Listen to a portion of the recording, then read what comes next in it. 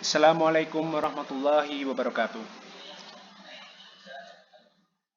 Di sini saya Wildan Roy Sakbar, nomor NIM 1907016101, ingin mempresentasikan tentang gambaran dan perilaku manusia dalam psikologi komunitas.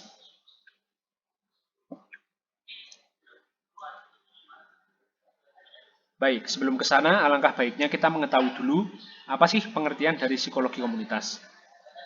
Psikologi komunitas sendiri merupakan bidang psikologi yang memiliki objek kajian seputar hubungan individu, lingkungan komunitas, dan lingkungan yang lebih luas untuk mencapai tujuan kesejahteraan komunitas.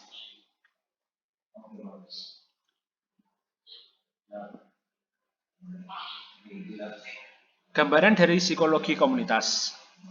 Psikologi komunitas merupakan subbagian dalam psikologi sosial, sosiologi, dan ilmu-ilmu sosial lainnya. Tetapi dalam hal ini, psikologi komunitas akan diuraikan sebagai suatu kegiatan yang berkaitan dengan memberi bantuan kepada orang lain dalam hal gangguan emosional, penyesuaian diri, dan masalah-masalah psikologis lainnya. Dalam pendekatan psikologi klinis, treatment diberikan kepada seseorang atau kelompok yang mengalami gangguan atau yang memiliki masalah dan klien menerima treatment tersebut. Kenyataannya, seringkali sulit untuk memastikan siapa saja yang memerlukan terapi atau bantuan psikologis. Kalau dilihat dari pandangan sosiokultural, lingkungan sosiokultural dan interaksinya dengan subjek atau sekelompok subjeklah penyebab munculnya gangguan jiwa. Hal ini dikarenakan tuntutan sosial kepada subjek untuk mengikuti kondisi yang berlaku, misalnya norma sosial dan lainnya.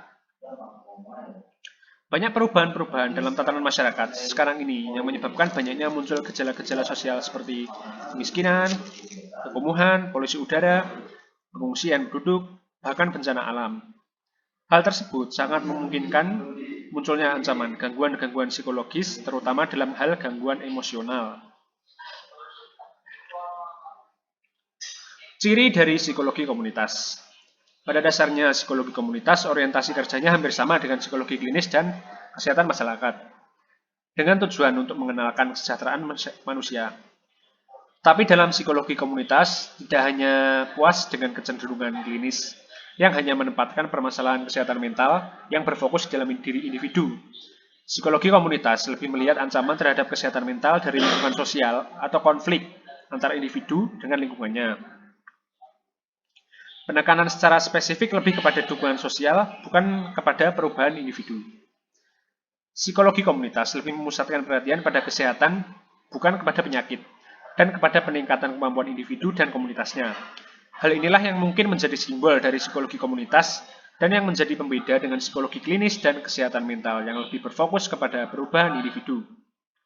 Salah satu ahli, yakni Bloom, mengemukakan perbedaan antara layanan psikologi tradisional dengan layanan pendekatan kesehatan mental komunitas yang terletak pada penekanan pencegahan, intervensi dalam komunitas dilakukan dalam populasi yang terbatas, promosi dalam pelayanan tak langsung, misalnya melalui pelatihan dan pemberdayaan, pelaksanaan yang dilakukan oleh ahli dari berbagai bidang ilmu. Psikologi komunitas lebih berorientasi kepada tindakan preventif, alias pencegahan. Oleh karena itu, psikologi komunitas berusaha untuk mencegah permasalahan terjadi ke depan, dibanding menunggu permasalahan tersebut muncul dan menjadi lebih serius. Selanjutnya adalah tujuan dari psikologi komunitas.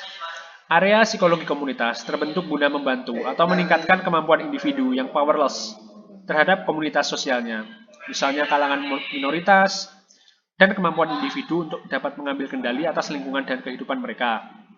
Hal ini sangat diperlukan karena pada gilirannya akan membantu perkembangan individu dalam mengembangkan psychological sense of community.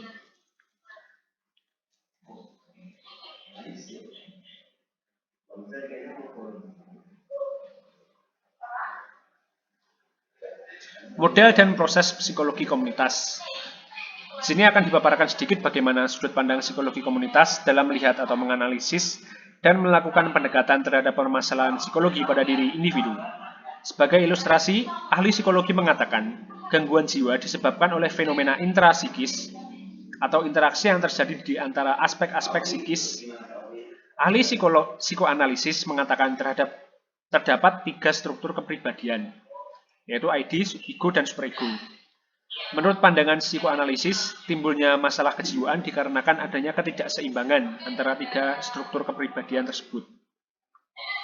Misalnya, psikopat dikatakan sebagai gangguan kepribadian yang berat dengan ciri perkembangan superego yang terhambat, fungsi ego baik, dan ID yang normal.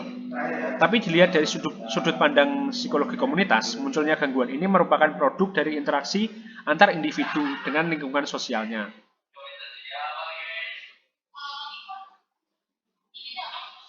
Selanjutnya adalah perilaku dan proses manusia dalam psikologi komunitas.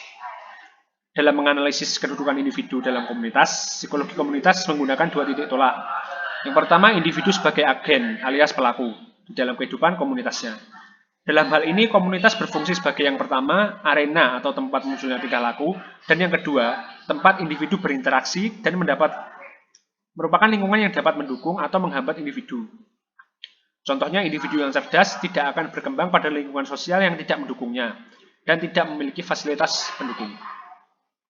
Yang kedua, individu dipandang sebagai objek dari kehidupan komunitasnya. Di sini fungsi komunitas sebagai sarana atau media untuk terjadinya perubahan-perubahan kualitas dari individu. Contohnya, di suatu daerah yang terpencil mengalami perubahan yang radikal seiring dengan perkembangan zaman, menjadi daerah yang sangat ramai dan pesat. Secara tidak langsung akan mengubah perilaku individu yang ada di dalamnya. Selanjutnya adalah proses dari psikologi komunitas. Proses psikologi komunitas merupakan konteks alias ruang lingkup untuk menerapkan model-model psikologi komunitas. Istilah model digunakan untuk merujuk pada suatu penyajian struktur dan fungsi dalam hal ini permasalahan komunitas. Dalam masalah-masalah komunitas, psikologi komunitas menerapkan model yang pertama, model kesehatan mental. Model ini didasarkan pada penelitian-penelitian sosial, terutama penelitian yang menelaah mengenai pengaruh kondisi atau organisasi atau sistem organisasi pada sistem sosial terhadap kelompok. Misalnya pengaruh gaya kepemimpinan. Model ini beranggapan bahwa manajemen atau pengelolaan bertanggung jawab untuk mengorganisir elemen-elemen dalam kelompok seperti uang, materi, benda-benda, alat-alat, dan manusia. Yang ketiga adalah model tindakan sosial.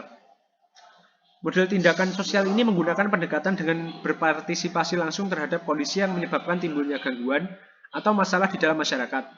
Misalnya cara mengatasi kemiskinan, cara memobilisasi dan mengkoordinasikan sumber-sumber yang ada. Dan yang terakhir, model ekologi. Model ini dipengaruhi oleh teori Kurt Lewin yang menekankan pada saling ketergantungan antara manusia dengan lingkungan. Model ini beranggapan bahwa prinsip-prinsip ekologi dapat digunakan untuk mengidentifikasi masalah-masalah yang timbul serta untuk menciptakan proses intervensi yang dibutuhkan. Mungkin demikian yang dapat saya sampaikan, kurang dan lebihnya mohon maaf. Billahi taufiq wal hidayah. Wassalamualaikum warahmatullahi wabarakatuh.